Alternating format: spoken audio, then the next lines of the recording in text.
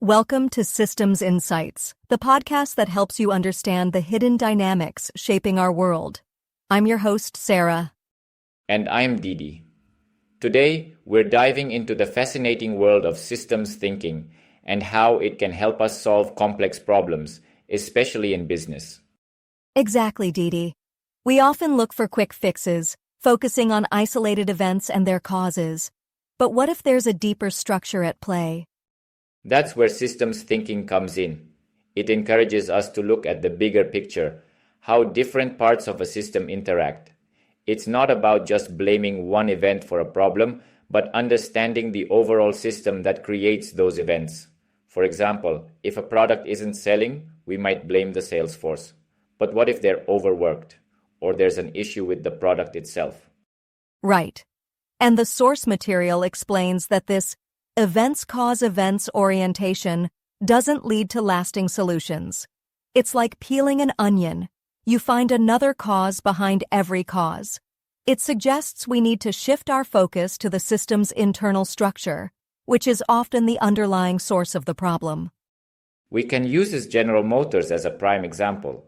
They had decades to adapt to the changing market, but it seems there's something about their internal structure that makes it difficult to adjust. So, how do we start thinking about systems? Well, the first step is to move from focusing on specific events to looking at patterns of behavior over time. Instead of just seeing low sales last month, we should analyze sales trends over a longer period. Are sales growing, declining, or fluctuating? According to the sources, common patterns include exponential growth, goal-seeking, S-shaped growth, and oscillation. So, once we identify the pattern, we can start looking for the system structures causing it. And the source talks about how these patterns show up in different situations, and the structures that create these patterns are known.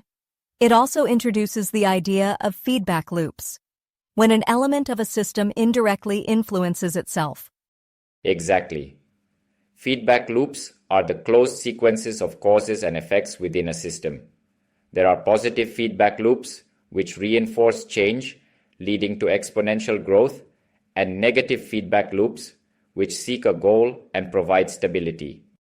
So, a positive feedback loop can create rapid growth. The source uses the example of a bank balance growing with interest. The more money you have, the more interest you earn, leading to even more money. While negative loops, like an electric blanket regulating temperature, maintain a desired state.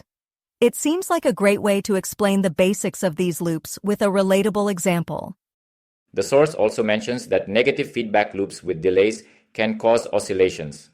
Imagine a production system where it takes time to adjust production based on customer demand. By the time they realize they've made too much, they overcorrect, and then the cycle repeats itself. That makes sense. So, to understand these system structures, the source introduces the concept of causal loop diagrams. These diagrams use arrows to represent causal influences between elements of a system. And these causal links can be positive or negative.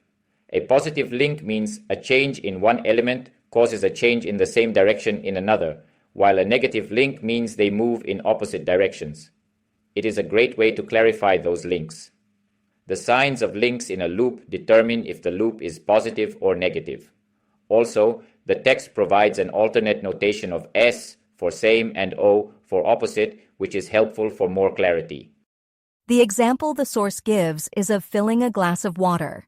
The position of the faucet positively influences water flow, which positively influences the water level.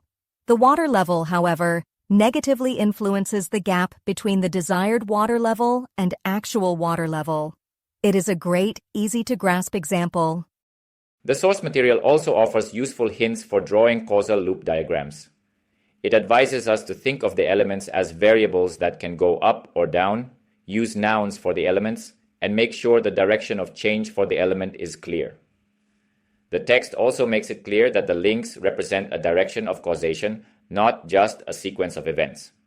Also, we should think about unexpected side effects as well. The last point is key. Sometimes there are delays or differences between actual and perceived states, also short-term and long-term consequences of actions. It also makes it clear that the goal is not to include all the details of a system in the diagram, but only the aspects that lead to the observed pattern of behavior, and that we must try to keep it simple. Exactly. By identifying these feedback structures, we can start to understand why certain patterns of behavior occur and how to address them more effectively. Systems thinking allows us to move from reacting to proactively addressing the root causes of issues. It's a shift in mindset, from linear cause and effect thinking to understanding circular chains of cause and effect. A really important distinction and a powerful tool for problem solving. Thank you for breaking it down with me today, Didi. My pleasure, Sarah. That's all the time we have for today's Systems Insights. Thank you for watching.